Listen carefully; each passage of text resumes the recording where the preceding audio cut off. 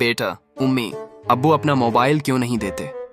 अम्मी, बेटा, वो कहते हैं कि मोबाइल बच्चे खराब कर देता है। बेटा, तो क्या अब्बू अभी तक ठीक हैं? पूता, नानो, आपके हाथ में ये छुरी क्यों होती है? नानो, बेटा, ये मेरी सहारा है, जब मैं चलती हूं तो मुझे उससे मदद मिलती है। पूता, अच्छा नानो, फिर अब्बू को क्यों मारा था उसी छुरी से? नानो, मुस्कुराकर, वो मेरी याददाश्त खराब हो गई थी, मुझे लगा वो बचपन में शरारत कर रहा है। बेटा।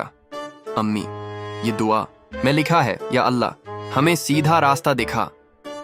ये हम हर रोज क्यों मांगते हैं? उम्मी, बेटा, ताकि हम गलती ना करें, बड़े लोगों से बचें और अच्छे इंसान बनें। बेटा, तो फिर अबू को क्यों नहीं दिखाता सीधा रास्ता? वो हर बार शॉपिंग मॉल में रास्ता भूल जाते हैं।